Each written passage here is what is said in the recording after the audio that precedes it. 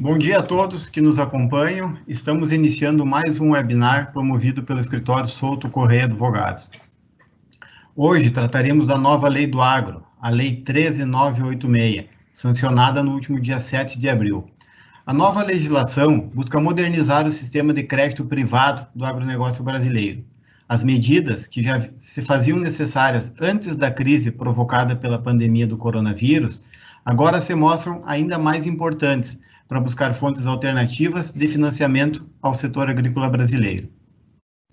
Agilidade na contratação e o uso da informação clara e precisa para quem concede o crédito é de vital importância, sendo inaceitável que nos dias atuais se perca tanto tempo e principalmente recursos em busca de certidões cartorárias, apenas para dar um exemplo do custo Brasil que hoje tanto oneram as nossas operações de crédito, em especial no agronegócio.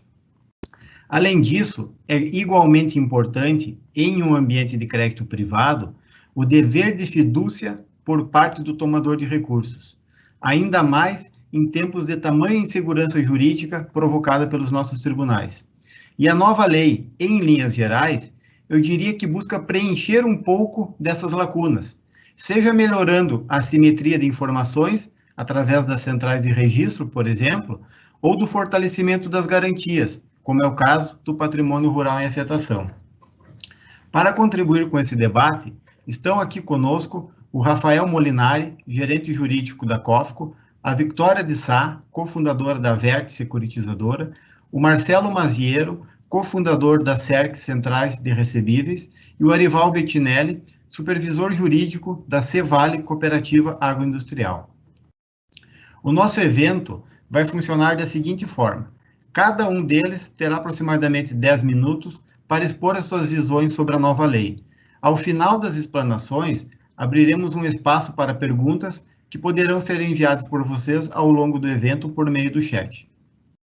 Bom, para que possamos ter tempo de responder o maior número de perguntas, vamos iniciar com o Rafael, gerente jurídico da COFCO, que falará sobre os principais avanços da nova lei. Bom dia, Rafael, tudo bem contigo? Muito obrigado pela sua participação. Então, Rafael, você que acompanhou a MP desde a sua concepção e vem participando de vários seminários, por favor, nos fale um pouco sobre os principais avanços. Na sua visão, o que realmente a nova lei, né, agora deixou de ser MP, a nova lei traz de bom para fomentar, melhorar o ambiente de negócios no nosso agronegócio. O tempo é todo seu, Rafael. Bom dia a todos, muito obrigado pelo convite mais uma vez, Perens. É um prazer estar aqui com você, agradeço ao Souto Correia pelo convite também, agradeço também o companheirismo dos nossos colegas de mesa virtual aqui, né? Então, nossos colegas que vão debater conosco. Olha, Perens, eu acho que a gente teve bastante evolução, a gente percebe aqui um esforço grande, né, de todo o setor, e aqui eu incluo a parte pública e também os entes privados que participaram ativamente dessa discussão. Eu realmente tive a oportunidade de acompanhar isso de perto e vi muita gente boa opinando, trazendo uma série de auxílios aí para que a lei saísse da melhor forma possível. Claro que a gente tem alguns pontos ainda que poderiam ter sido melhor trabalhados, mas eu digo que a gente teve, sim, um grande avanço para o agro. São muitas alterações, né, são muitos pontos, mas como você pediu para fazer um catadão, né, um acompanhamento geral aí de tudo isso, eu vou fazer aqui rapidamente alguns comentários sobre o que eu acho mais relevante da lei, e depois eu quero principalmente ouvir dos meus colegas aí alguns pontos mais específicos, tá? Então, de uma forma geral, aqui a gente tem alguns elementos novos, né, algumas garantias novas, e eu começo com uma delas, o Fundo Garantidor Solidário, uma nova modalidade de garantia que contará basicamente aí com recursos de devedores, de credores e garantidores, se houver, em esquema de cotas, né? Então, se você tem uma dívida para renegociar, ou se você tem um novo financiamento, você pode ter essa garantia adicional a ele, né? Então, Cotas, por que cotas, né? Você tem uma porcentagem mínima definida em lei. Se eu tenho uma dívida de 100, pelo menos 4% os devedores vão aportar, pelo menos 2 devedores, né? Por isso que o Fundo Garantidor Solidário, né? Antes se falava até em aval fraterno na MP, eu acho que esse nome ficou melhor.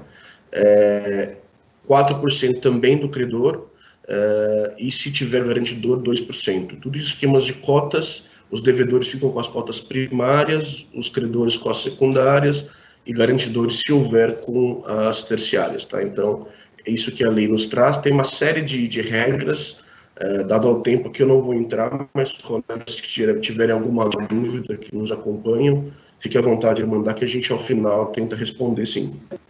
O comentário que eu deixo aqui nesse ponto é que, apesar de ser uma solicitação dos produtores rurais, pelo que me pareceu na tramitação, e que pode ter um futuro, sim, interessante, eu acho que no curto prazo isso pode ser que não decole ainda, especialmente porque depende aí de injeção de capital dos credores, né? Então, talvez aí a gente tenha um pouco mais de dificuldades, mas interessante é que você pode utilizar isso tanto para renegociação, consolidação de dívidas, quanto para novos financiamentos, como eu disse.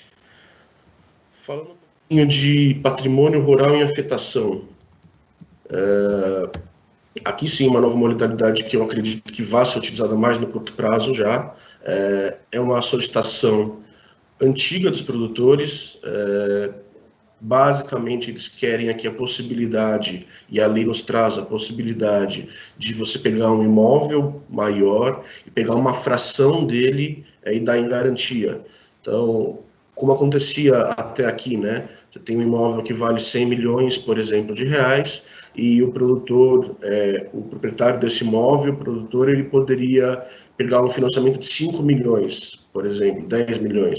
E aí, por alguma questão de política de crédito, a aprovação do crédito que foi dada, cara, aquele era o único imóvel, por exemplo, que ele tinha a dar, então ele dava uma garantia de 100 milhões para um financiamento de apenas 10 milhões, 5 milhões. Isso enquanto tínhamos muito mais a utilização da hipoteca, ainda você tinha a questão de graus, né? Hipoteca em primeiro grau, hipoteca em segundo, terceiro, e você tinha aí até uma certa utilização de vários graus para que pudéssemos aí ter várias garantias para credores diferentes. Com a alienação fiduciária se tornando cada vez mais comum e mais forte, né? Ficou mais difícil, porque a gente não tem alienação fiduciária de imóvel em segundo, terceiro, quarto grau. Então, realmente era algo que onerava os produtores rurais e que agora você tem a possibilidade dessa fração como garantia apenas, não do imóvel como um todo, né? Algumas vedações a lei traz aqui, as 4 principais. Imóvel com ônus não pode ser objeto de patrimônio rural em afetação. Então, vamos precisar quitar ou renegociar o que já existe, né, de hipoteca, alienação fiduciária, penhora, enfim, outras questões também, como averbação de ações, etc. A pequena propriedade rural também não pode. A área com imóvel rural inferior ao modo rural, isso também não pode, porque ficaria difícil depois no desmembramento, né, na expulsão da garantia lá na frente. E o bem de família. Então, esses daqui são itens de um rol aqui que a lei traz, que é vedado o patrimônio rural em afetação. A construção do patrimônio rural em afetação é no cartório, tá? Então, eu tenho visto nos webinars que eu tenho participado uma confusão bem grande sobre isso, em que momento que eu faço no cartório, em que momento, a gente vai falar daqui a pouco sobre o registro da entidade central, autorizada pelo Banco Central. Então, está tendo uma discussão grande sobre isso. Aqui é importante deixar claro, patrimônio rural em afetação, o registro é no cartório, tá? Então, tem uma lista de documentos na lei, o artigo 12 aqui, se vocês, quem estiver acompanhando, que tiver interesse depois de dar uma olhada com mais calma, ali vai ter certidões negativas, trabalhistas, previdenciárias, enfim, vai ter a identificação aqui das coordenadas geográficas, enfim, tem uma série ali de pontos que acho importante vocês darem uma olhadinha com calma depois. Alguns pontos relevantes dessa nova modalidade de garantia. o patrimônio rural afetação não é atingido pelos efeitos da recuperação judicial, falência, insolvência civil, e logo não entrega a massa concursal, né? Então, essa é uma proteção importante para o credor, é importante para o mercado de crédito, né? Traz transparência e segurança para o financiamento. Um ponto de crítica que fica aqui, que nós tentamos a muito custo tirar isso tanto no projeto inicial quanto depois na conversão em lei da MP, é que essa proteção ela não se aplica em obrigações trabalhistas, previdenciárias e fiscais do proprietário rural. Então, ele até traz algum elemento de proteção aqui para o crédito, né, para o credor, na medida em que ele pede certidões negativas no início, né, na Constituição, e traz uma obrigação dele manter isso em dia. Mas a gente sabe que, na prática, se ele tiver aí uma crise, ele pode, sim, atrasar essas obrigações trabalhistas, previdenciárias e fiscais, e a gente pode ter um problema lá na frente, na expulsão da garantia. Então, pode ter, por conta disso, o fisco, por exemplo, pode ir lá e fazer uma penhora ainda sobre esse patrimônio rural em afetação.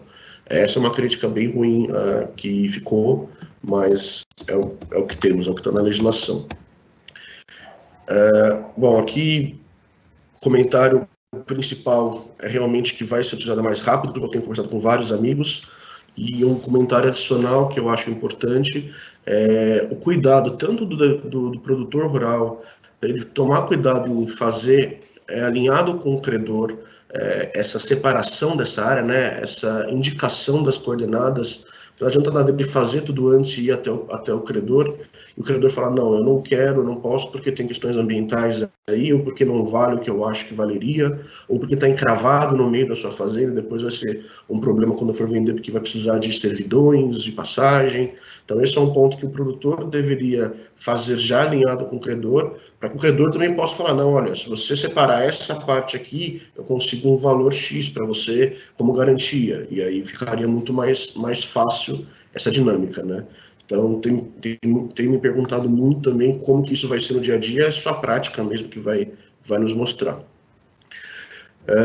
Falar um pouquinho agora também da CIR, né, a Cédula Imobiliária Rural, ela nos parecia que ia ter um grande destaque, né, porque o patrimônio rural em afetação, pela MP, pelo menos, viria só dentro da CIR, então só poderia ser constituída essa garantia vinculada à CIR, e depois que isso se abriu à CPR, que foi uma grande luta aqui do setor como um todo, e que eu acho que fez muito bem, eu acredito que a CIR também não deve ser tão utilizada no começo. Posso estar enganado, vamos ver, né, como o mercado vai reagir à CIR, mas eu entendo que você vai utilizar muito mais dentro da CPR, tá? Então, ali traz um título novo, né, pagamento da dívida, né, o valor equivalente da dívida, muito parecida nesse aspecto com uma CPR financeira, vamos dizer assim, buscando aí a liquidação financeira. Que mais? A execução da garantia aqui, né, na CIR, se você colocar dentro da CIR, e mesmo dentro da CPR também, desse patrimônio rural afetação, nessa garantia, você vai ter que seguir basicamente os trâmites da alienação fiduciária que a gente tem hoje. Então, toda aquela parte de notificação do cartório, prazo para pagamento, se não cumprir, leilão primeiro, leilão segundo, e depois, no futuro, se precisar, adjudicação. Um ponto relevante aqui, a lei nos traz que, nesses casos, se no segundo leilão for vendido esse imóvel com valor inferior ao da dívida, o credor pode continuar executando o saldo, coisa que na lei de alienação fiduciária não acontece. A gente tem o famoso perdão legal lá. Então, esse também é algo bastante interessante. Passando rapidamente para a CPR, só para não poder, porque não quero ultrapassar meu tempo aqui. CPR, a gente tem bastante novidade, bastante coisa interessante.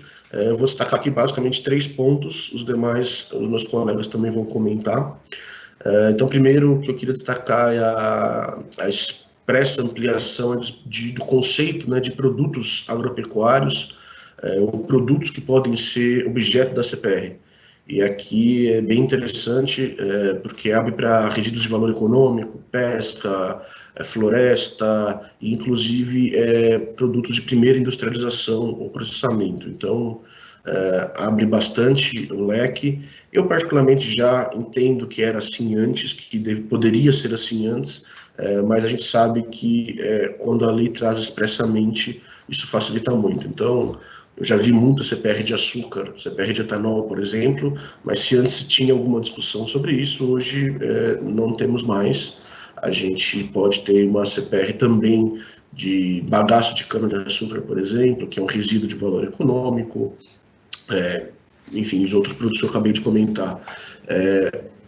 Com consequência disso, né, então, se você ampliou ou deixou claro que esses outros produtos também podem ser objeto de CPR, abriu-se também na lei a legitimidade de novos emitentes, né? A lei 8929 da CPR falava sempre falava antes, perdão, em produtor rural, suas associações e cooperativas. E aí já tinha uma discussão de se produtor rural podia ser PF ou PJ, isso acho que ficou um pouco superado no tempo, mas agora está claro que pode ser PF ou PJ, pessoa física ou jurídica, mas também estão legitimados esses entes que fazem também essa primeira industrialização. Então, por exemplo, uma usina de açúcar e etanol emitiu uma CPR de açúcar, ou uma esmagadora de soja emitiu uma CPR de farelo de soja, de biodiesel, enfim. Me parece aí também uma oportunidade interessante para essas empresas, especialmente quando a gente falar de operações estruturadas, operações de crack, a minha colega Vitória vai falar depois com muito mais propriedade, não vou nem me atrever aqui a entrar muito. Esses dois pontos, então, do objeto e da ampliação de legitimidade para emissão, eu acho que são bastante relevantes. E falar rapidamente das garantias, né? Então, também existia um rol, na minha opinião, também antigamente na lei exemplificativo e não exaustivo, mas tinha gente que defendia que era exaustivo, agora não há mais essa discussão, qualquer garantia pode ser objeto da CPR, então, o que tiver previsto em lei, obviamente, a gente pode colocar dentro da CPR, inclusive o patrimônio rural, a afetação que a gente comentou agora há pouco. Eu destaco aqui a alienação fiduciária de produtos agropecuários, que também eu acredito que vai ser uma tendência no setor em breve, especialmente com todas as questões de recuperação judicial, enfim, acho que isso vai ter repercussão rápida no setor. Eu vejo muitos colegas aí já revisando as suas cláusulas de CPR com essas e outras alterações que a gente teve. Bom, por fim, aqui da parte CPR, eu vou só comentar muito rapidamente que a CPR financeira ela pode estar atrelada à variação cambial. Mas essa questão de variação cambial, como está bem atrelada também à questão do CRA em variação cambial, eu vou deixar também para a Vitória comentar, acho que é mais interessante ela pegar o gancho aí. Para finalizar minha fala, muito rapidamente, mais um minutinho aqui, a questão dos títulos do agro, CPR, CDCA, LCA, enfim, todos os títulos antigos, notícia hipotecária, enfim, a gente tem agora a possibilidade da emissão escritural. Então, a emissão cartular, ela já é o padrão, né, sempre foi a regra, agora também a emissão escritural desses títulos. Isso é bastante interessante, deve ser tendência também, mas eu imagino ainda que no começo os títulos continuem sendo cartulares, e aqui quando eu falo cartular, eu inclusive incluo é muito bom, né? Mas realmente é isso, eu incluo também a questão de CPR, por exemplo, com assinatura eletrônica, né? O título eletrônico. Ela nasce cartular, mas ela é registrada depois para virar escritural. Essa é uma obrigação, inclusive, que a lei traz, a partir de 1º de janeiro do ano que vem, de 2021, todas as CPRs elas vão ter que ser registradas em entidade central autorizada pelo Banco Central. Então, todas elas vão se tornar escritural, mas elas podem ainda nascer cartulares, ou já podem nascer diretamente nessas entidades, e aí você não vai ter uma carta, um título, você vai ter uma certidão dessa entidade que vai confirmar que é escritural. Mas isso aqui também eu vou deixar para o meu colega da SERC, que vai destacar todos esses pontos aqui com maestria também. E para finalizar minha fala mesmo, eu trago também a questão do famigerado artigo 51 da lei. Quem não leu ainda, dá uma lida, é bem interessante. Eu estou vendo muitas críticas a ele por alguns e outros agradecendo muito pela existência dele, né? Então, aqui eu trago só a questão da possibilidade expressa agora de constituição de garantia, e aqui eu destaco especialmente a alienação fiduciária e o patrimônio rural em afetação, sobre imóvel rural em favor de empresas estrangeiras ou brasileiras controladas por estrangeiros, né? Alguns têm declarado isso como inconstitucional, porque não reflete o que está hoje na lei de restrição de aquisição de terras por estrangeiros, que era a nossa lei antiga, de 71. Por outro lado, outros falam, não, aqui é questão de garantia, discussão de garantia, e não há problema, né, de você seguir dessa forma, e mesmo que você precise fazer a adjudicação depois, é possível para fins do repagamento daquele financiamento. Podem ter abusos nesse sentido, então, pode ter uma operação estruturada como forma de dívida, de garantia, para que haja uma aquisição. Bom, se isso for acontecer, o judiciário está aí para coibir esse tipo de abuso. Não é para isso, me parece, que a autorização do artigo 51 vem, mas sim para que o credor estrangeiro possa injetar mais dinheiro no país, e mais do que isso, que se tiver um inadimplemento, que ele consiga efetivamente ter o repagamento do seu financiamento. Pelen, de uma forma geral, esses são os pontos que eu queria destacar inicialmente, mas aqui ficou à disposição para as perguntas, que eu acho que o debate aqui nessa história que é o mais interessante na minha opinião.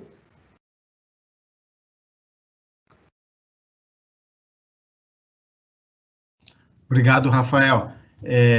Como sempre, é sempre muito bom te ouvir falar. Você, como disse, vem acompanhando essa nova legislação desde a sua concepção, vem participando de diversos grupos de discussão, debates, né? Então, é sempre muito, muito bom, muito enriquecedor ouvir o teu ponto de vista sobre os diversos pontos. E como você mesmo disse, a lei tem alguns pontos que eventualmente vão ser questionados, a própria questão do artigo 51, inclusive já há alguns colegas suscitando uma eventual inconstitucionalidade parcial, mas enfim, eu acho que cabe ao judiciário, né, agora, ter o bom senso, né, na análise dessas questões todas, porque não há dúvida de que o agronegócio precisa de fontes alternativas de fomento, e não há como a gente querer que investidores estrangeiros tragam seus recursos aqui para o Brasil, fomentem o nosso agronegócio, sem que haja uma contrapartida.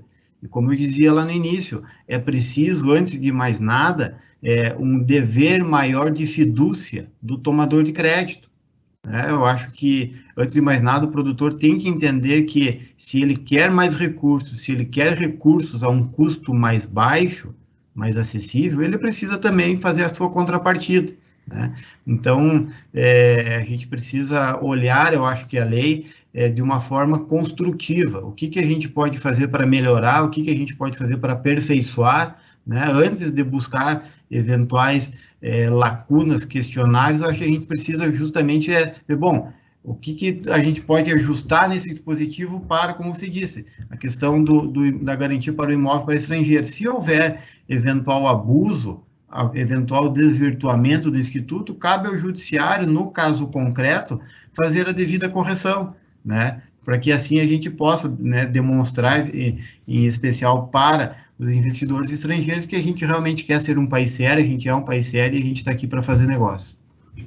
Bom, mas a gente vai voltar com esse tema, enfim, as perguntas vão chegando, mas eu vou dar andamento com a Victoria de Sá, da Verde Securitizadora, que vai nos trazer um pouco a sua visão sobre como as securitizadoras estão vendo as mudanças trazidas pela nova lei, em especial no que se refere, né, como o Rafael referiu há pouco, aos registros das CPRs nas centrais de registro, que o Marcelo também vai abordar depois, em especial a possibilidade de emissão dos títulos eletrônicos, de que maneira esses avanços vão refletir no mercado de capitais para um incremento maior de recursos.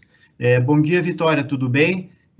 O tempo é seu, enfim, seja bem-vinda e obrigado pela sua contribuição. Obrigada, Fernando. Bom dia, pessoal.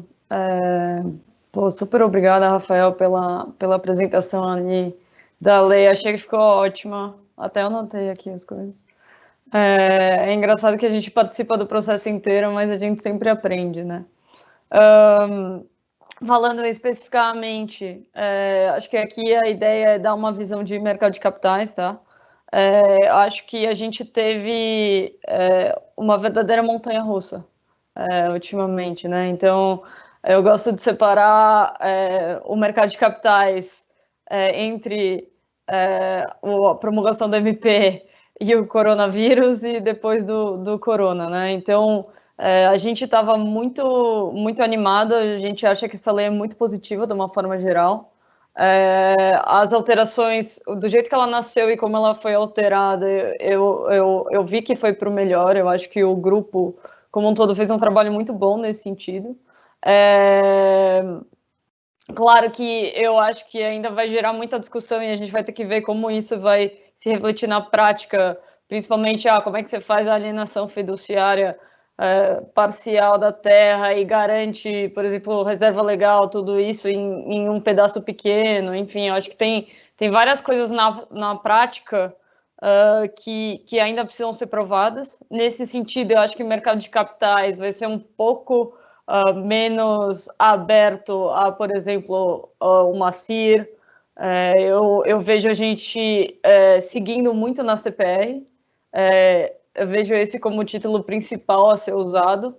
E eu acho que já entrando aí do porquê, né, não só pela forma digital que está prevista hoje em dia, que também quero ouvir um pouco como é que ficou esse cartolar digital versus o escritural, mas também porque ficou um título simples no fim das contas, né? Manteve a característica simples da CPR e deixou ela mais modular ainda, né? Então, agora, tudo que a gente já fazia na prática acabou indo para a lei.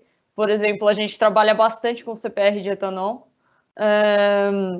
E a gente teve também essa parte de digitalização, que eu acho que para o mercado de capitais isso é muito importante, porque, principalmente pelas operações pulverizadas, né, que é onde a Vert mais atua, você tem que correr atrás do Brasil inteiro para juntar documento e mandar para o custodiante, né, como a CVM, que é a Comissão de Valores Mobiliários, que acaba supervisionando as ofertas, exige. Então, para a gente, a digitalização dos títulos parece uma oportunidade de você conseguir adentrar mais no Brasil. Então, de você conseguir acessar diretamente o produtor, que eu acho que é ótimo. Falando um pouco do mercado pré-corona, pós emissão da MP, eu acho que você abriu esse CRA em dólar, e eu acho que o CRA em dólar lá fora, emitido lá fora, teve um interesse bem grande. A gente viu muito investidor vindo conversar com a gente. A gente viu muito produtor interessado também, principalmente no Mato Grosso, que é onde a própria economia já está dolarizada, né? Então a produção ela é voltada para exportação, ele já vende em dólar, ele compra em dólar, então você se financiar em dólar faz todo sentido. Então a gente, enfim, estava super animado. Com a chegada do corona, o mercado mudou completamente. Você tem um mercado hoje em dia basicamente fechado para emissões primárias, né? Ou seja, as primeiras emissões que entram. A negociação dos papéis que você tem hoje em dia, ou seja, o mercado secundário, está muito estressada, ou seja, operações... você tem Banco do Brasil pagando dólar mais 8, que é um negócio assim que... se você olha um mês atrás, não faz o menor sentido. Pra vocês terem uma ideia, tá? Quando a gente estava vendo operações com o CPR em dólar, a gente estava falando de dólar mais 0,7. Então, assim, um negócio... Enfim, O que a gente vê é que o mercado está suspenso, a gente vê uma fuga de investidor estrangeiro saindo do Brasil e indo para mercados mais maduros, indo para Estados Unidos, indo para a Europa, enfim, saindo de mercado emergente. A gente vê uma queda muito grande na liquidez, ou seja, se tudo der errado, como é que eu saio, né? Se você não tem liquidez, você não consegue sair. E isso é uma coisa que afugenta muito o investidor estrangeiro. Então, muito embora a lei tenha sido muito positiva, o que você tem hoje é um mercado que está suspenso, assim. Isso falando da parte do investidor estrangeiro, tá? Se você olha para o investidor local, você ainda tem gente, obviamente, mas você está voltando para um mercado um pouco mais consolidado. Então, o que a gente viu nos últimos anos foi uma pulverização de gestores, uma pulverização de investidores. E o que você vê agora é um movimento de saída desse pessoal do mercado, voltando para ficar nos nossos top 5, assim, que são os grandes bancos. Claro que isso é uma fase, isso vai passar, já tem melhorado, então a gente teve aí semanas em que se falava de Ibovespa a 40 mil pontos, esse cenário não se consolidou, você teve você tem ações do Banco Central, você tem ações dos bancos centrais mundiais como um todo agindo para controlar o mercado, mas ele ainda assim está muito volátil, existe uma insegurança muito grande e uma verdadeira dificuldade do mercado de apoiar. O que a gente vê é que o agro em si é um dos poucos setores que vai conseguir navegar sem afundar. Então, a gente acredita que o agro, nesse momento, ele é essencial para o Brasil. E a gente vê que os investidores também têm essa visão. Então, ainda acredito que existe oportunidade no agro, mas para empresas que já têm uma governança maior, porque a gente está numa aversão ao risco aqui. Então, e eu acho que estamos falando agora em outro patamar de juros, tá? Então, a gente teve operações saindo a, sei lá, 100% do DI, que dá basicamente 3,75 atualmente. Hoje em dia, você está falando uma taxa de 9%. Tá? Então, ao mesmo tempo, o que a gente viu nos 10 anos que a gente está fazendo isso, foi um aumento de operações pulverizadas, ou seja, um aumento, e de corporativas também, óbvio que corporativas muito maior do que pulverizadas. Corporativas, estou falando de debêntures de BRF, estou falando de Klabin, enfim, esses grandes, né, que emitem bilhões. E quando eu falo de pulverizada, eu estou falando de, basicamente, operações de custeio, tá? Estou falando de Bela Agrícola, que é uma revenda. Estou falando de Agrocem, estou falando de da Bayer, que você tem diversos distribuidores, Syngenta, enfim, esses CRAs mais de indústria e revendas. Você teve um aumento nesse tipo de CRA ultimamente e você teve uma queda de taxa. A gente ainda acha que tem espaço para isso, mas talvez numa taxa diferente e de uma forma mais criteriosa. Então, até peço desculpas aí pelo cenário pessimista, mas a gente, infelizmente, não vai poder usar todo o potencial da lei, é assim que eu vejo hoje em dia. Só um último detalhezinho, antes de dar meus 10 minutos, sobre a CPR. Eu acho que a CPR, ela permitiu, né, a emissão com uma taxa de variação cambial, a ser regulamentada pelo Conselho Monetário Nacional. Até onde a gente sabe que o Conselho Monetário Nacional já está regulamentando qual o tipo de produtor que vai poder emitir lucro em dólar. A preocupação é você não ter produtor que vende em real e é inteiro enfim, voltado para o mercado interno, por exemplo, só vende aqui e só compra em real, emitindo CRA em dólar, e daí você acaba tendo ele se arriscando mais, porque você tem a variação cambial além da taxa de juros. Então, é isso que estão tentando evitar. Com relação ao CRA, não, a minha visão é que a lei já está claro bastante para a gente já conseguir seguir com esse tipo de emissão. O problema agora é achar o investidor.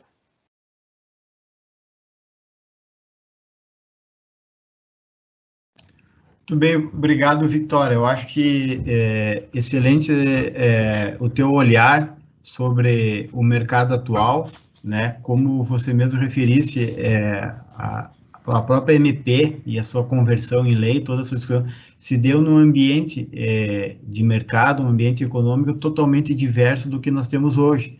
Então, obviamente que o olhar do próprio investidor era diferente, os cenários eram todos diferentes, e agora a gente, enfim, precisa se ajustar a esse novo ambiente. Mas, como tu referiste também, eu acho que é muito importante a questão, por exemplo, do CRA pulverizado no custeio. Eu acho que a tendência é de um crescimento cada vez maior, porque, sabidamente, por exemplo, as operações de custeio, se a gente olhar para o pequeno e médio produtor, eles têm sido historicamente custeados por recursos oficiais.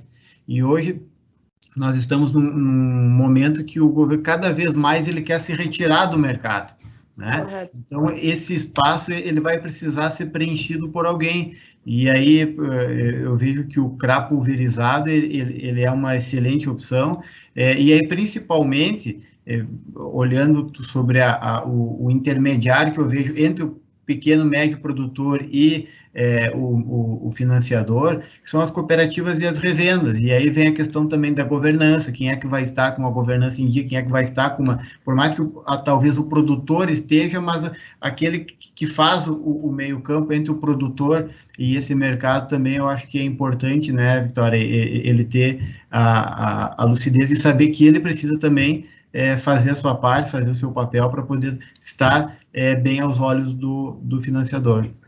Perfeito. Eu só esqueci de um ponto que eu acho que, se me permite, claro. A única fonte que não secou, e eu acho que é uma oportunidade de ouro para o Brasil, são os títulos verdes, né? O que o pessoal chama de green bonds. Você tem fundos europeus, americanos, voltados com recursos, né, voltados exclusivamente para questões de sustentabilidade e meio ambiente. Esses fundos, eles têm dificuldade de achar papel e eles têm recurso disponível e estão aptos a correr mais risco. Qual a contrapartida nesse sentido? A gente tem que ter monitoramento e a gente tem que buscar práticas sustentáveis, mas é o que a gente atualmente vê como uma oportunidade muito boa para o Brasil e que continua, né, independentemente dessa crise que a gente tem hoje em dia, são fundos que estão disponíveis, em que o dinheiro não secou. Era esse, fecha parênteses. Não, maravilha, eu acho que excelente colocação, e aí volta um pouco também na questão da governança, né, Vitória? Não só as empresas como os produtores, eles precisam estar com as suas obrigações em dia, principalmente ambientais, e aí é óbvio que o leque de oportunidades de financiamento de novos recursos, ele é inesgotável, que você tem condições de acessá-los, né? Mas fazendo o gancho com isso, que eu acho que o Marcelo agora pode contribuir muito, que são as centrais de registro, né? Então, qual é a expectativa das centrais com relação à regulamentação, que eu sei que o Banco Central já está trabalhando com a regulamentação, e principalmente, eu acho que aqui todos esperam, né, dessa nova lei, a possibilidade de uma efetiva interoperabilidade entre as centrais, porque aí realmente vai fazer sentido você fazer o registro do título da garantia no registro de imóveis, que eu acho que vai continuar acontecendo, mas você fazer também esse registro numa central, onde você vai ter uma maior transparência. Mas para que isso aconteça, né, Marcelo, eu acho que isso precisa realmente acontecer, tem que haver essa ligação entre todas os elos. Então, gostaria de ouvir de você, Marcelo, qual é a expectativa das centrais com relação principalmente à regulamentação, a essa ligação com os cartórios, né, que é a grande mudança em termos de transparência e agilidade em prol da melhora numa simetria de informações. Bom dia, Marcelo, tudo bem? Obrigado pela tua disponibilidade e, enfim, o tempo é teu, fique à vontade. Bom dia, Fernando. Primeiro, queria agradecer a você, né, pessoalmente, mas na figura do representante do Souto Correia, né, por esse evento. Acho que é um evento, espero que seja um evento de muitos, né, que a gente tenha para poder esclarecer um pouco mais de tudo que está acontecendo. E queria também aqui agradecer Vitória, Rafael e Arival por compartilhar o painel, que a gente conseguir tentar ajudar o mercado a entender um pouco mais. Eu queria, antes de começar a minha parte, queria dar um pitaco na parte da Vitória, né? Eu acho que a gente que já tem uma certa idade, a gente já viveu outras crises, né? Então, provavelmente, o que deve acontecer, assim que passar o pico da crise, a gente vai ter assim, uma enxurrada de recursos procurando ativos, né? Então, acho que o que a Vitória falou do bio, importante. A gente vai ter também o mundo gosta do mercado agro porque a gente vai continuar comendo, né? Então essa é uma boa notícia, né? Então eu acho que vai aparecer uma oportunidade gigante, como apareceu em 2009, né? Então acho que aqui quem estiver preparado vai conseguir capturar bastante essa rodada. Então eu separei a minha fala em 3 blocos, assim, né? Um é falar um pouco sobre registradora, né? Que é esse bicho que quem está perto conhece, quem está em limites de distância conhece pouco. Depois eu vou falar um pouco sobre o que a gente enxerga de projeto de governo, né, que inclui a lei do agro, né, eu acho que tem aqui um pouco disso. Aqui. E depois falar um pouco do modelo de mercado que a gente vê e está trabalhando, fazendo esforço para acontecer aqui. Quando eu falo mercado, é mercado de registradoras, tá? E obviamente que o mercado mesmo, Vitória, que consegue falar melhor. Então, só um disclaimer anterior, né, quer dizer, eu talvez seja dos poucos, talvez o único, né, do Brasil aqui que tenha trabalhado nas 3, antigamente a gente tinha a CETIP, né, eu fui conselheiro da CETIP, depois eu fui vice-presidente de produtos da BMF Bovespa e em 2015 eu fundei a CERC, junto com o meu sócio Fernando. E aí, então, assim, essa jornada de registradora, Banco Central, né, que é uma coisa que no Brasil o Brasil é inovador nesse território. Então, isso começou lá nos anos 80 para 90, quando o Banco Central estava, a gente estava com aquele mercado muito caótico, né, com um banco quebrando e tal. Então, o Banco Central, ele basicamente criou essa figura, né, registradora, que ela se posiciona assim entre os bancos e o Banco Central. E o objetivo principal do Banco Central naquela época era para auxiliá-lo na supervisão do mercado para evitar, ou seja, para ter um pouco mais de informação para conseguir evitar quebras tão retumbantes como foram de Nacional, Banco Econômico, né? Então foi esse o início da registradora. E para que os bancos pudessem trocar informações com as registradoras de uma forma a não quebrar sigilo bancário, enfim, para ter toda uma segurança jurídica no processo, ela foi criado, junto com a criação das registradoras, um tratamento jurídico diferenciado para elas. Então, as registradoras, Banco Central, né, elas têm uma série de restrições e de cuidados que o Banco Central exige antes de aprovar, exatamente para garantir que as informações não sejam passadas para ninguém que não seja a parte interessada. Bom, e aí, na outra crise, né, que vivemos em 2008, teve uma mudança importante, quer dizer, a crise trouxe muitas lições para o mundo, né, e para o Brasil também, e a gente viu no Brasil o surgimento de novos usos para a registradora, né, então ela continuou sendo auxiliar de supervisão do Banco Central, mas em 2009 e 2010 a gente viu, por exemplo, as registradoras sendo usadas para trocas de informação entre os participantes do mercado. Aí objetivos principais aqui era para evitar uma nova Aracruz, por exemplo, uma Sadia, ou seja, o mercado conseguir fazer essa troca de informações. E um outro ponto importante também, lá na época muito focado em mercado de derivativos, né, 2009, 2010, permitir a constituição de garantias de um jeito mais leve e mais eficiente. Então, as registradoras ali naquele ponto, foi um primeiro ponto em que elas puderam substituir cartórios de registro em algumas operações específicas, tá, envolvendo o mercado de capitais. Isso em 2008, 2009.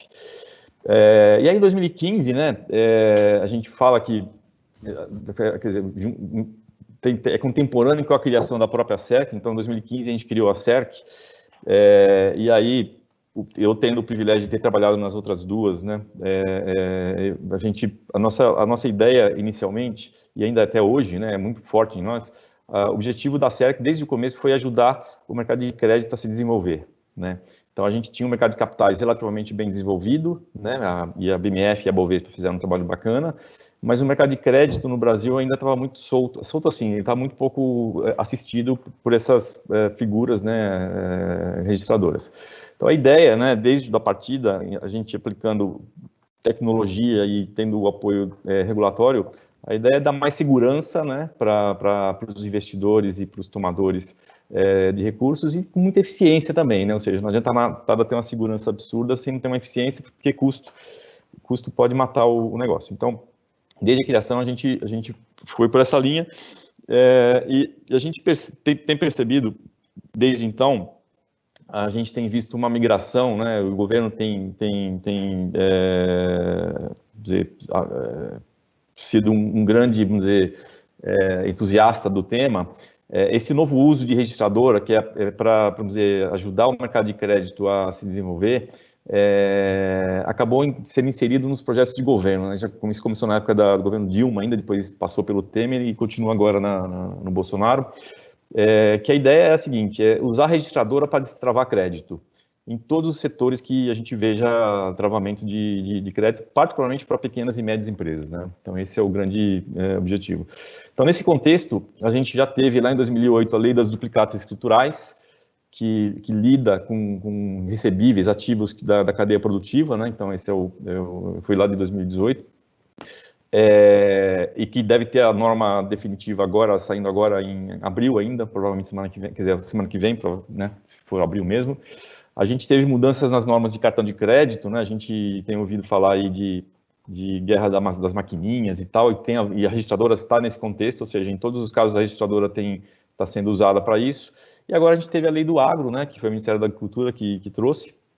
E a ideia sempre é assim, a gente ter a registradora prestando um serviço vamos dizer, de ajudar o ecossistema a se coordenar melhor em termos de informação, né? E nesse contexto, então, qual é o modelo de mercado que a gente está ajudando a desenhar, que é bem diferente do mercado que a gente viveu, né, nos anos 80, 90, 2000, até 2015, a gente vivia um mercado basicamente de registradoras isoladas. Então, o que a gente tem proposto e está acontecendo, né, quer dizer, a gente ter registradoras competindo, né?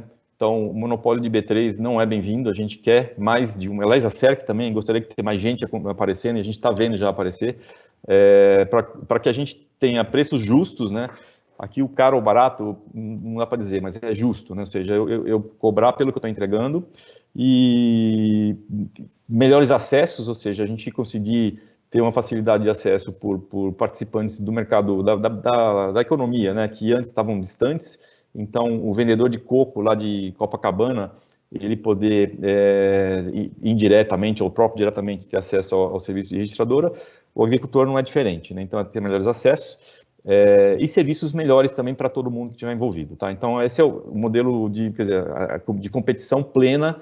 A gente já vê outras aparecendo, a gente estimula que isso aconteça. Agora, para que a gente tenha a competição e tenha o efeito que o Pellens comentou agora há pouco, a gente também, desde o começo, tem empregado muito, e o Banco Central ele assim, já incorporou essa tese, já está acontecendo, que é das registradoras interoperando.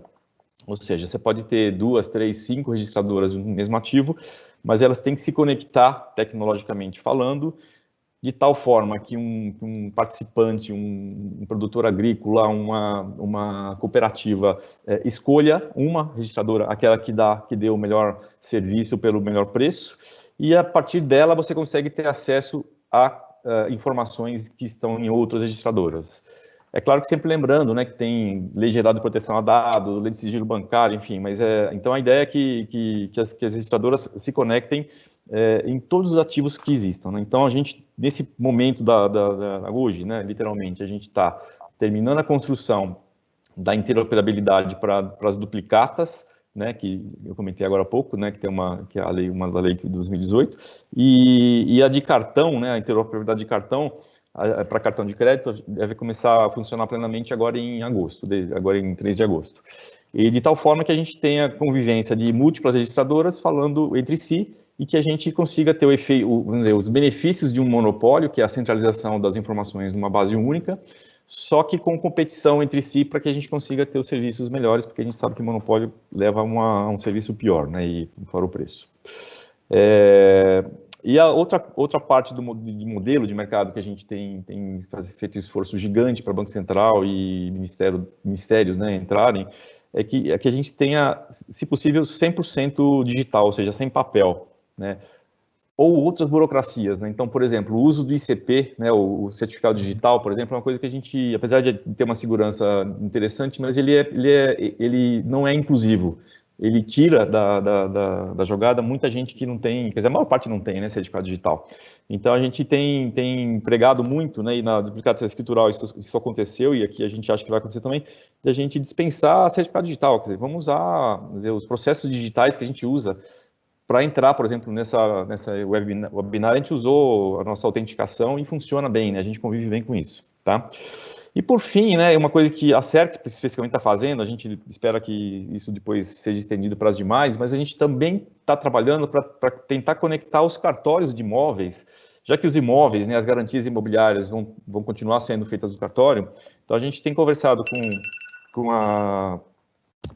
os cartórios de imóveis para que a gente consiga, através da registradora, tudo em forma digital, comandar e consultar coisas que estão no mundo dos cartórios, tá? De tal forma que você consiga ter um padrão nacional de documentação, se possível de preço, de cartório, e com uma conexão através de registradora, né? Então, um serviço que a gente acha que dá para oferecer via registradora, e os cartórios também estão simpáticos a isso, é a gente conseguir não precisar mais ir até o cartório para fazer levar toda a papelada para poder resolver o negócio, tá? E aí, do ponto de vista da CERC especificamente, a ideia sempre é ter um acesso muito simples, né? Até o Pellens conversando sobre esse painel, a gente espera que o agricultor não precise ter nada além de um celular, de vez em quando com conexão, né? Porque a gente sabe que na fazenda o negócio não é o tempo todo, e a ideia é que o custo seja irrelevante, ou seja, muito pouco impactante nos negócios. Quando a gente fala de pouco, só para dar uma ideia, a gente está falando de no máximo, quando fala máximo é máximo mesmo, R$1 por R$1.000 de transação. Então, uma operação de 100 mil reais seria no máximo R$100, a gente acha que é um pouco menos. Enfim, ela tem uma irrelevância no custo da transação e que, se possível, ela compense esse R$1, né, no máximo, a eficiências do tipo não precisar ir até o cartório, enfim, tem uma série de serviços que a gente consiga reduzir custo, na média, no líquido a gente gostaria de reduzir custo. Por fim, né, o Banco Central está trabalhando, pelo que a gente ouve, eles têm conversado, eles estão terminando a duplicata escritural nessa semana que entra agora, provavelmente em maio, talvez junho, a gente já tenha novidades aí da regulação complementar necessária de Conselho Monetário e de Banco Central. E o nosso esforço, né, e aí por isso que é importante esses tipos de eventos que a gente está fazendo aqui hoje, é a gente fazer um esforço coletivo, né, e a gente tem feito isso sempre que pode, para que fique tudo muito leve, né, tudo digital, sem burocracia, né, que o Banco Central reforce essa tese nas normas que venham pela frente. E importante, a Vitória comentou já, que a gente tem um reforço das práticas do mercado, ou seja, já praticamos o digital. Então, que o Banco Central nos dê mais segurança jurídica de que o que a gente faz hoje já é bem aceito pelo Judiciário, né? E, por fim, enfim, olhando para frente, né, concluindo aqui minha fala, depois a gente vai ter as perguntas, Aqui é um processo, acho que, de construção conjunta, né? Essa própria medida provisória, e, enfim, a gente, como um grupo aqui, participou muito dessa discussão, né? Que foi bacana, né? Uma coisa que dá trabalho pra caramba, mas é importante, porque a gente consegue colocar as coisas que realmente funcionam para o mercado.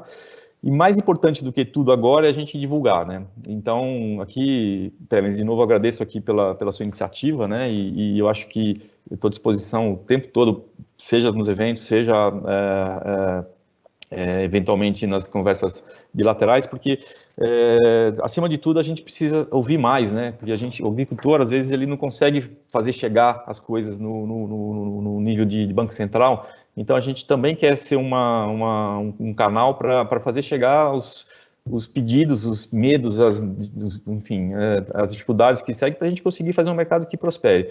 Concordo com a Vitória em gênero, número e grau. O mercado agro, né? O Brasil já descobriu isso, mas assim, a gente é um país agro com orgulho, né? E agronegócio é de alta tecnologia, né? Então, eu acho que isso que a gente precisa aprender na sociedade, e ele precisa de dinheiro para prosperar, né? Eu acho que a gente tem uma oportunidade de ouro de ver nos próximos poucos anos, né? Ano que vem já, espero, de ter uma oferta muito abundante de recursos, e porque o mercado vai perceber uma maior segurança. E o Pérez comentou também um pouco de governança, né? É importante que a gente tenha isso.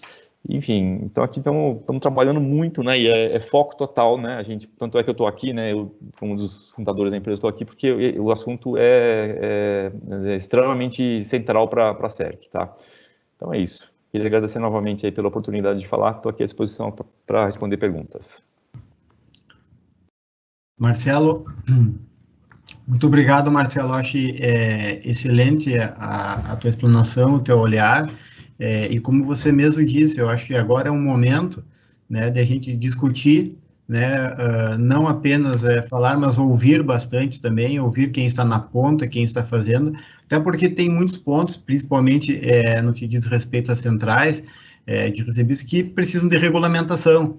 Então, é importante que vocês, principalmente, que fazem esse canal de ligação com quem está regulamentando, que possam trazer as expectativas e, principalmente, as dúvidas, né, do usuário, para que a regulamentação ela venha da melhor forma possível, né? Então, eu acho que isso é muito importante. E aproveitando aqui, fazendo um gancho que a gente vai falar agora com o Arival,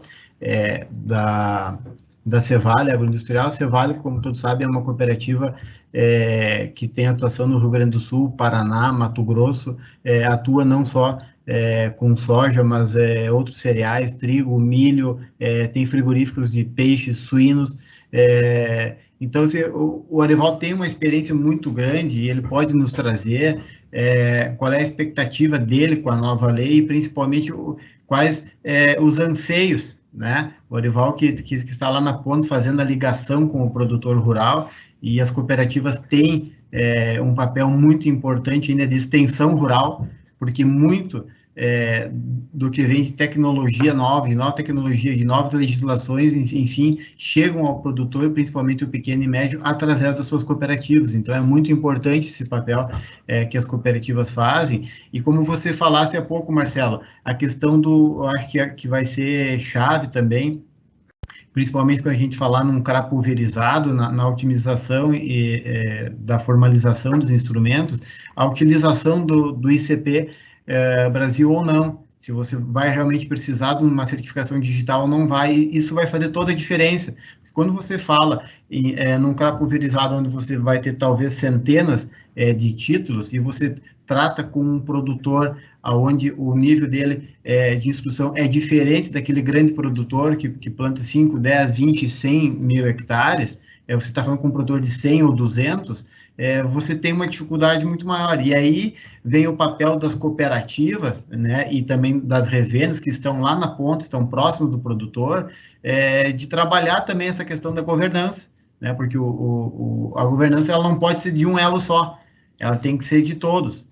E quanto mais uniforme for quanto maior a simetria entre essa governança toda, entre todos os elos, muito mais fácil a emissão dos títulos, muito mais barato, porque, enfim, você tendo uma simetria maior de informação, é óbvio que o custo cai. Então, eu gostaria de ouvir um pouco o Arival agora, para nos trazer a sua experiência frente ao departamento jurídico da Cevale, enfim, e principalmente também com essa questão dos desafios, né, da instrumentalização desses novos títulos. Bom dia, Arival. Muito obrigado mais uma vez pela tua disponibilidade. Enfim, o tempo é teu, fica à vontade aí para contribuir com as suas impressões. Bom dia, Fernando, e aos demais colegas, Victoria, Rafael, Marcelo. É um prazer e uma honra estar aqui com vocês, e eu agradeço aí mais uma vez o convite feito. A gente tem um perfil, exatamente, né, cooperativa de estar próximo ao produtor rural, e é difícil a gente falar, então, sobre uma visão ampla, sobre o aspecto do que é cooperativa, né, porque, evidentemente, elas são empresas de mercado, são classificadas pelo mercado também, né, de acordo com objeto social, gestão, governança, porte, enfim. Eu vou falar da experiência que a gente está tendo aqui em relação à formalização, né, aquilo que a gente tem de elo da cooperativa com o produtor rural, né, sobre essas mudanças. Então, já o Rafael introduziu sobre as instituições de novas modalidades de garantia, sobre a modificação de títulos, a inserção da CIR. Eu vou só repassar a nossa visão aqui do que essas inovações trouxeram, né? Inicialmente falando do Fundo Garantidor Solidário, igualmente que o Rafael comentou, né? O que a gente está olhando para ver isso aqui num momento posterior. Por quê? Porque o fundo necessariamente precisa de um aporte financeiro, né? Para ter procedibilidade. Então, mais adiante a gente vai olhar com mais afinco essa situação, né?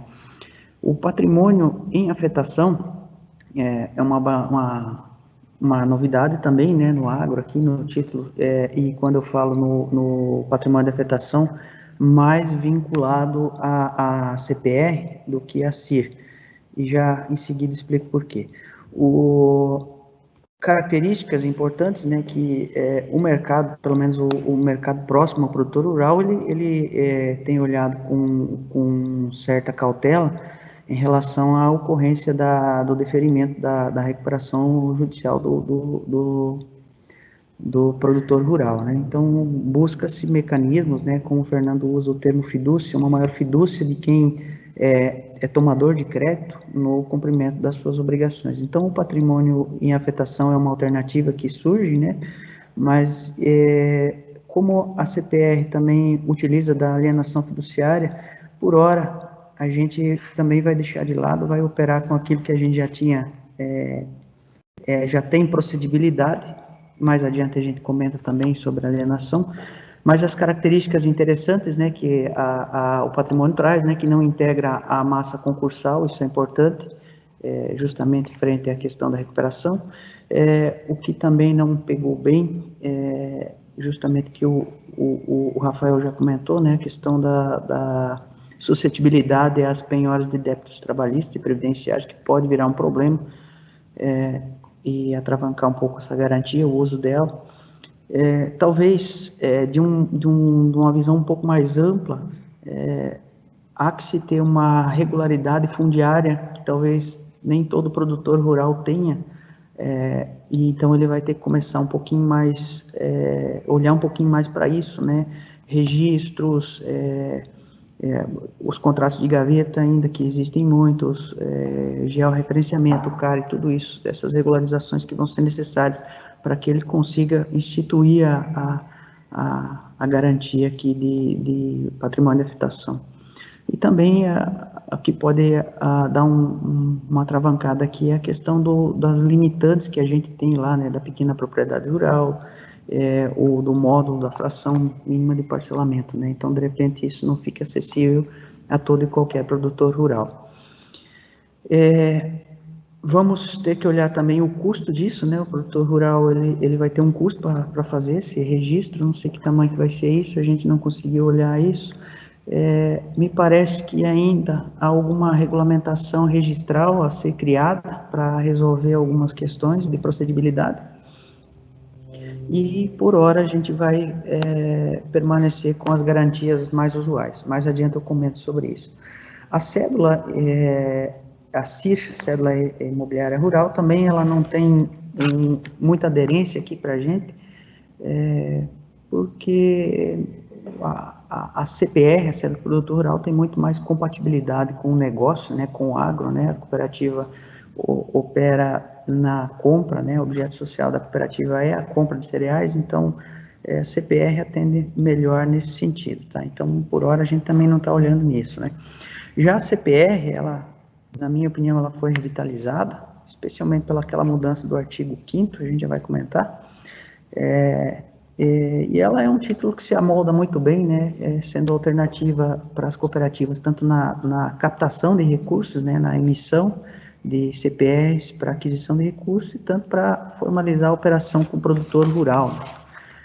A gente olha um pouco mais nessa visão aqui, a formalização do produtor rural, ele tem a possibilidade, né, de fazer o RED dele, né, vender a produção dele, ter a trava, ou então, se optar para um momento futuro, fazer a financeira e buscar uma alternativa mais adiante de fazer essa trava, um preço mais adequado. E as alterações que eu considero mais relevantes, que a gente considerou aqui mais relevantes, né, a ampliação do rol de bens que poderão ser objetos, né, o Rafael já fez uma explanação disso, né, então amplia o rol de produtos e também expressamente ela encerra algum debate judicial que possa ter em relação à possibilidade ou não da emissão de títulos com esses produtos que agora foram regulamentados. Bom, o artigo 5º, né, que antes limitava, ou pelo menos para alguns, né, entendido que havia uma limitação de formalização de garantias, né, agora ele amplia o rol para todas as quaisquer modalidades de garantias, e isso é importante, né, para nós, sob dois vieses. O primeiro, a gente tinha enfrentamento até de negativa registral para as modalidades de alienação fiduciária de bem imóvel, né, por entendimento de alguns cartórios, especialmente na região do Rio Grande do Sul e Paraná. Então, como não havia expressamente essa modalidade, falando lá de alienação fiduciária de bem imóvel, houve até no passado aqui a negativa de registro, né, então que prejudicava, né. Agora, expressamente permitida, acredito que haverá uma difusão maior dessa garantia, e ela ganha força justamente no momento em que o judiciário tem deferido as recuperações judiciais e o mercado busca, né, quem concede crédito busca, obviamente, uma segurança melhor de que vai obter de volta esse crédito, né, vai trazer uma segurança jurídica maior para quem concede o crédito e talvez vai trazer um comportamento diferente no tomador, né, porque ele sabe que ele vai ter um compromisso mais sério em cumprir com as suas obrigações, né. Então, essa para nós é uma alteração de bastante relevância. A tendência também é que haja uma ampliação, na nossa opinião aqui, da utilização da alienação fiduciária sobre a produção agropecuária, agrícola, né, e foi expressamente constado na lei, né, que pode ser de bens futuros. Então, esse eu diria que é o ponto mais relevante do nosso ponto de vista sobre a segurança jurídica para a gente efetivar ou formalizar melhor o crédito, tá? Talvez num futuro, agora o mercado está um pouquinho mexido, né? O mercado de crédito está um pouquinho mexido por causa da situação que a gente vê da pandemia, mas é possível que o produtor rural, com essas garantias, ele possa até acessar crédito um pouco mais barato, em virtude da maior segurança jurídica que se tem, né, pelo credor em ofertar crédito. Então, talvez haja no curto, depois depois que essa situação, essa crise passar, a gente pode ter uma facilitação do acesso ao crédito e o barateamento dele, tá? Variação cambial também mudou o texto no final, né? Está aguardando a regulamentação, mas também é uma alternativa interessante para o produtor rural, né? A Vitória falou aqui que especialmente no Mato Grosso, né? O mercado já é dolarizado, né? Talvez favoreça a atuação de quem traz recursos de fora, né? Justamente para fazer a formalização direta por meio de CPR. Então, também acho que vai ser um canal de acesso ao crédito. Por fim, sobre CPR, a questão da emissão dela, digital, né, escritural, há tempos a gente já está olhando esse caminho, né, se busca uma facilitação da constituição desses títulos à distância, né, então acho que é o ponto fundamental aqui, a facilitação dessa formalização nova, mas pelo menos por hora a gente está vendo uma série de questões a serem resolvidas. Dentre elas, a regulamentação, né, que o Marcelo me falou que o Banco Central aqui já está correndo com isso, né, adequação dos cartórios, me parece que seria um problema também a ser vencido, me parece que todos os cartórios estão aptos a fazer a recepção dessa documentação digitalizada, e eu não sei que movimento há em relação a isso, e a gente atua em 4 estados, eu sei que não há um andamento nisso, não, em relação a isso, né, cada estado tem o seu andamento, cada cartório tem o seu entendimento, então eu não sei que compasso que nós vamos ter nisso, me parece, pelo menos por enquanto, que isso pode ser um problema, pelo menos temporário. A adequação do produtor rural, né? Também o Marcelo comentou a questão da assinatura digital. Aqui a gente lida com pequenos produtores, desde a agricultura familiar até grandes produtores, então também vejo que uma adequação dele em recurso tecnológico para assinar esse título vai demorar um pouquinho mais também, né? Ele ter esse certificado digital disponível, ele saber operar, ter confiança em assinar um título de crédito dessa forma, então isso é um problema. E uma questão também que eu vejo de uma maneira geral é a intercomunicação de diversos entes. Então nós temos aqui, vamos ter a registradora, né, cuidando do procedimento, né, desde a assinatura do título, a remessa do título para o registro, e aí nós podemos ter uma série de situações complexas, por exemplo, o registro de mais de uma garantia, por exemplo, trabalhar combinado, né, uma alienação fiduciária de coisa móvel e de coisa imóvel, ou então uma hipoteca e uma alienação fiduciária de coisa móvel, não é incomum isso ocorrer, haver mais de uma circunscrição registral para cada título. Então eu estou falando, às vezes eu vou ter que ter um registro no cartório de títulos e documentos de uma comarca, num cartório de registro de imóveis de outra, ou mais que uma, às vezes até em mais de um estado, e ainda, por exemplo, nós podemos ter uma série de documentos acessórios à CPR, né, que a gente ainda não viu como é que vai ser esse comportamento. Por exemplo, títulos firmados por procuração, né, então vai ter que ser um documento também emitido digitalmente, né, ou ter resolvido essa situação, carta de anuência com o produtor arrendatário, envolver um complexo de pessoas maiores, os garantidores reais, os fidejussórios, então há um complexo muito grande que ainda, para nós, a gente vê com uma certa dificuldade de formalizar.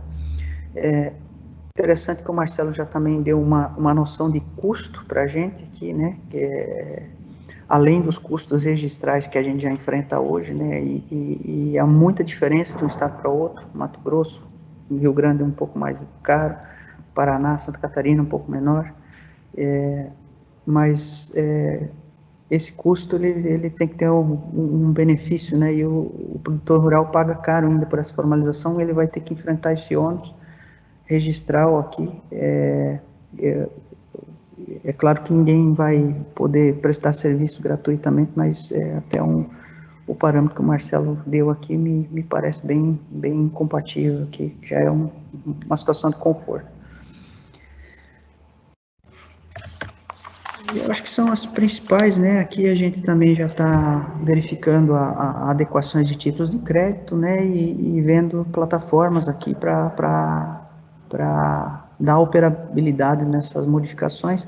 Também a questão do prazo de janeiro de 2021 para a gente fazer a virada de chave, né? Começar o registro e depósito dos títulos das CPRs.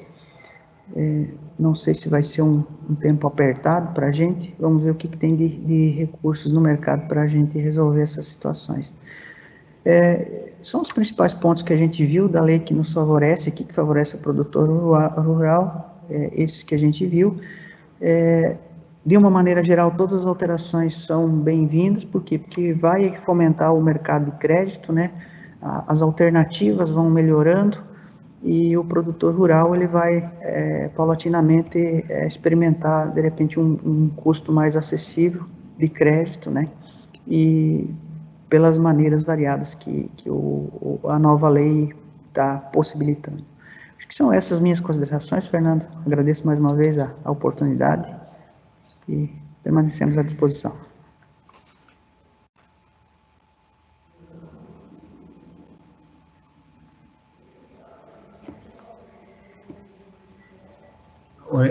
Como eu disse, né, Leval, muito obrigado pelas tuas ponderações, é sempre muito bom ter o olhar de quem também está na ponta, de quem tenha essa ligação muito próxima com o produtor rural, né, como você bem disse, hoje nós temos inúmeros desafios na própria regularização fundiária, né, produtores que sequer têm o seu CAR concluído, enfim, têm problemas ambientais, e ao mesmo tempo querem alcançar recursos em fontes alternativas. Então é preciso primeiro fazer o dever de casa, organizar a sua governança interna, né, para buscar então outras fontes.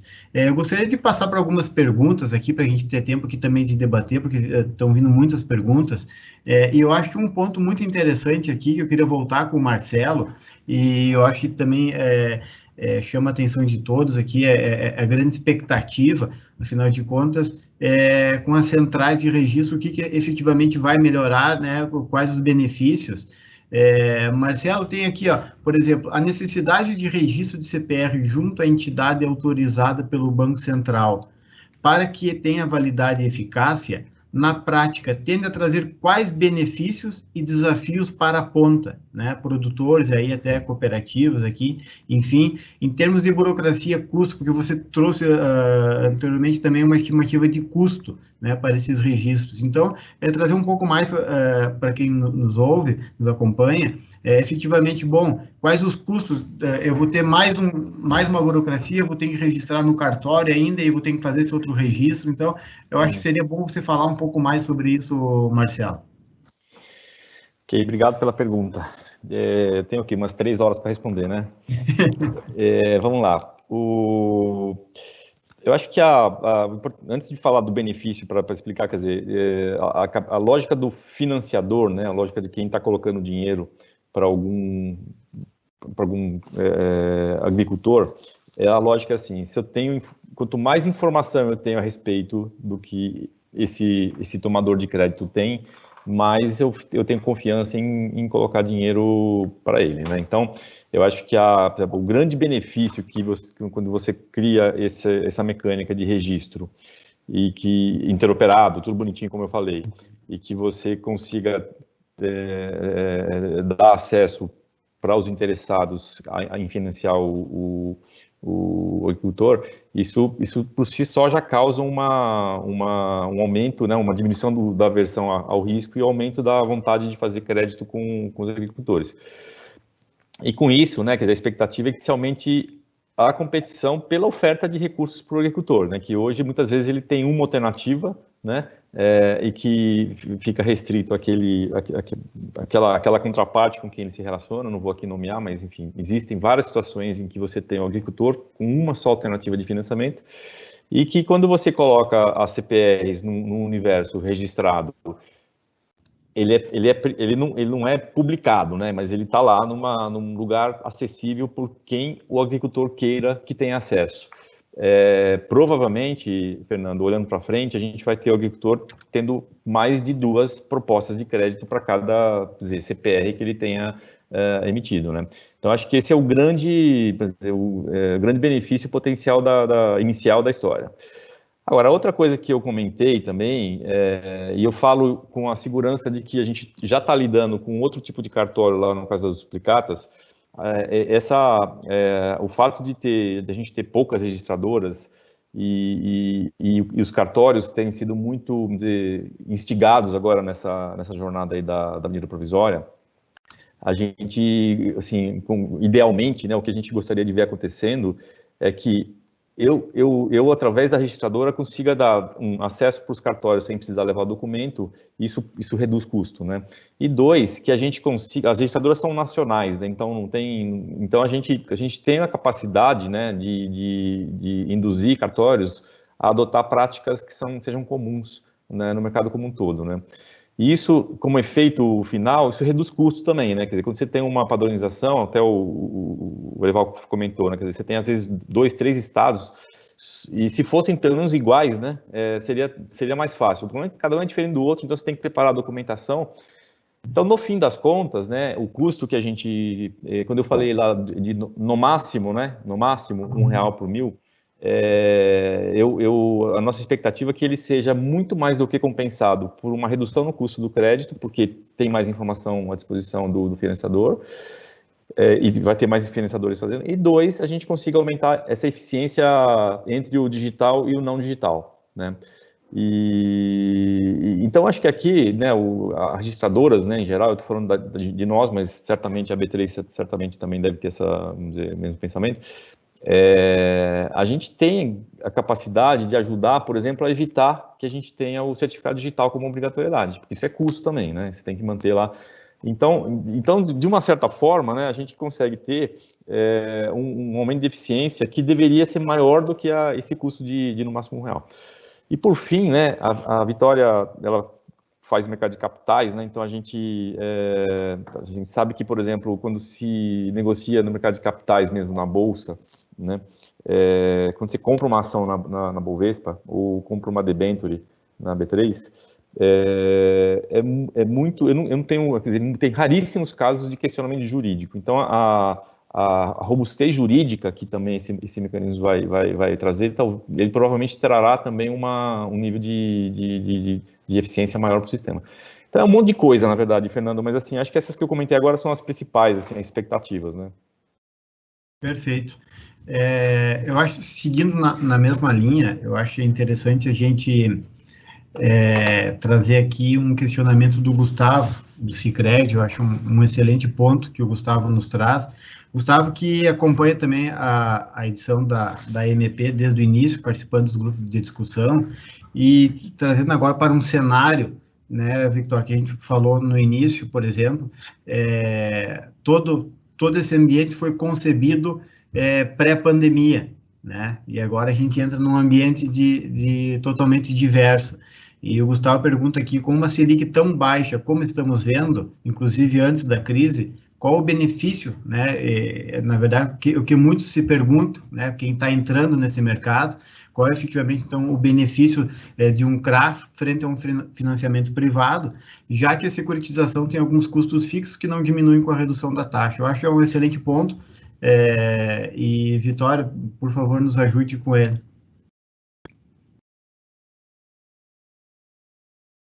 Seu microfone, Vitória, não...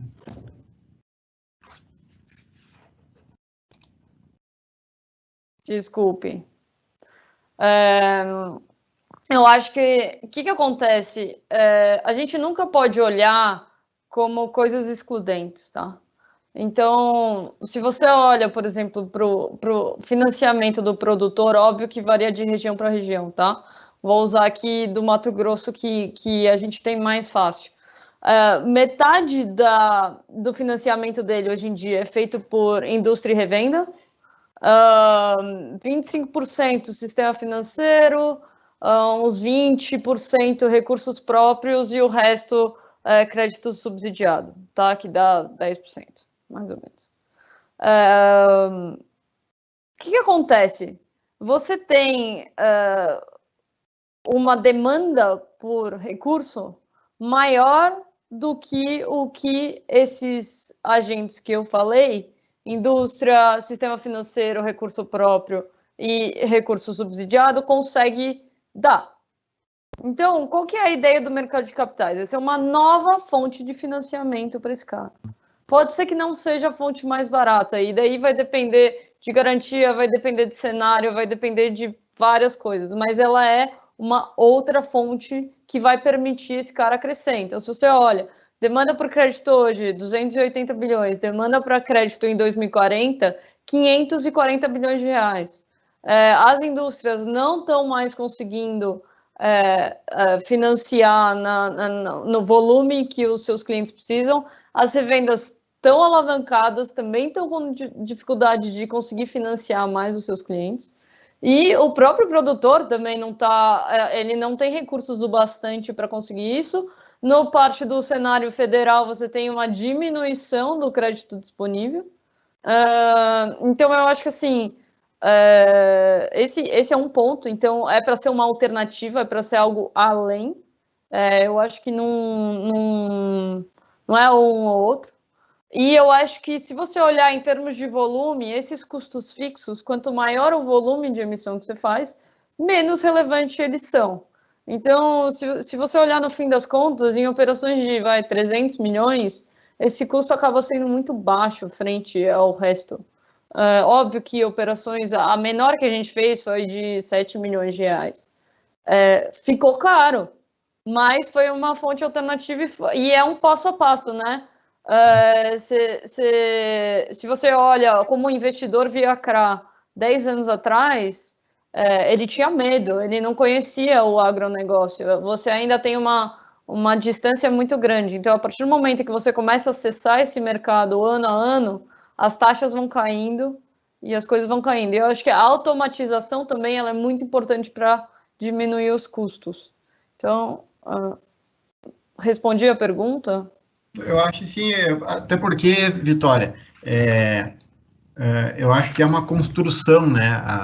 Eu acho que você mesmo, a gente conversava ontem, o mercado de cravo, você vai construindo uma relação de confiança, você vai melhorando a cada operação, né? Então, a tendência é, evidentemente, os custos, as taxas ficarem mais atrativas, as operações ficarem cada vez mais atrativas também, até porque quando você vai fazer uma segunda opção, você já tem um ganho escala em relação à primeira, porque você não precisa começar do zero.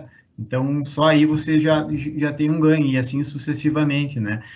Bom, nós estamos nos encaminhando para o final, eu gostaria ainda de voltar num ponto aqui com o Rafael, sobre CPR, também muitas dúvidas aqui sobre CPR, e nós temos uma pergunta aqui, que é em relação aos cartórios e a dispensa de registro da CPR,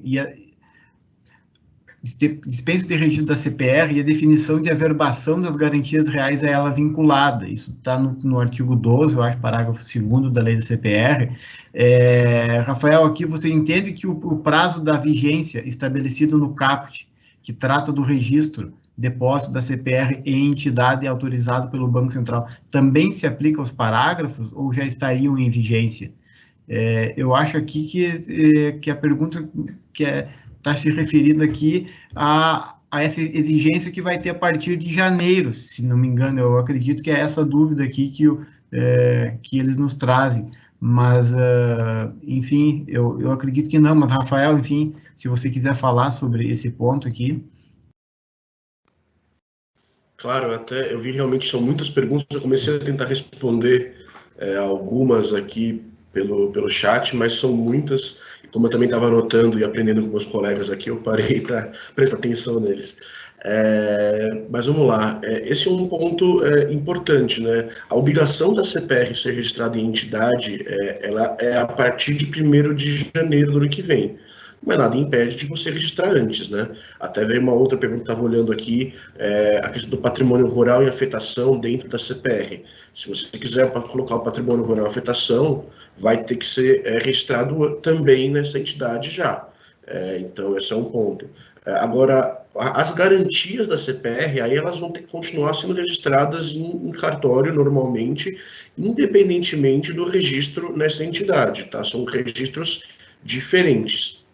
O que se mudou é que antes, né, a gente tinha aquela questão de registrar a CPR no domicílio do emitente. Lembram disso?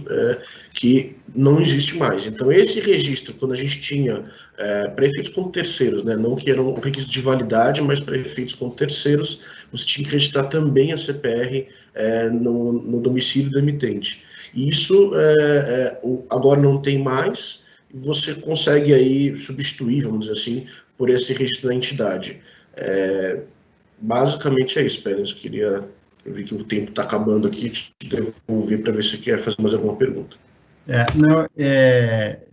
Eu acho que é mais ou menos isso. Eu acho que esse é mais um ponto que ele vai precisar, ao longo do tempo agora, ser ajustado. Enfim, as partes vão ter que se ajustar, vem a própria regulamentação, né, Marcelo, falar, ela vai ter que, né, também trazer algum esclarecimento em relação a isso, e aí também, enfim, o próprio mercado vai se ajustando, né, os cartórios vão se ajustando, mas a expectativa é que cada vez mais haja uma simetria de informação entre as entidades todas, principalmente entidades de registro, né, Marcelo, as centrais e os cartórios, que eu acho que é um dos grandes gargalos da expansão do crédito e do custo do crédito também, né, mas infelizmente a gente, né, tem várias outras perguntas, e nós vamos procurar sempre respeitar o horário, até porque todos têm compromisso na sequência, e infelizmente a gente não consegue avançar em todas as perguntas, mas a gente vai tentar ainda, na sequência, responder por e-mail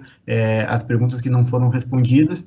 E, mais uma vez, eu gostaria, então, aqui de agradecer a todos, né, pela participação, pela disponibilidade. A gente sabe que, embora estejamos ainda em período de home office, mas o trabalho parece que dobra, né, a gente estando em home office, enfim, o tempo é desafiador também, são novos tempos que se aproximam, e agradecer também a quem se inscreveu. Nós tivemos quase 300 inscritos. Eu acho que isso demonstra, né, a necessidade de aumentar os debates. Eu acho que é importantíssimo daqui para a gente seguir com os debates para ouvir a todos os integrantes da cadeia e principalmente possibilitar, né, que a gente possa tirar da nova lei, tudo que ela tem de bom, né? Porque o mercado precisa. Eu acho que é isso que cabe agora a nós, é contribuir para que a gente possa realmente colocar a lei em prática e encontrar meios alternativos de funding aí, porque o mercado, ainda mais, principalmente o mercado agro, precisa muito. A própria Vitória comentou há pouco, né, Vitória? A gente está falando em 240 bilhões e logo vai dobrar para 300, 400, 500 bilhões, e isso precisa vir de algum lugar, né? E para que venha esse recurso também é preciso ter um ambiente de negócio. Então, enfim, se alguém quiser fazer algum outro registro rapidamente aqui, porque a gente está com o nosso tempo estourado também. Acho que não. Perfeito, então. Pessoal, muito obrigado e espero encontrá-los numa próxima oportunidade. Um bom dia a todos.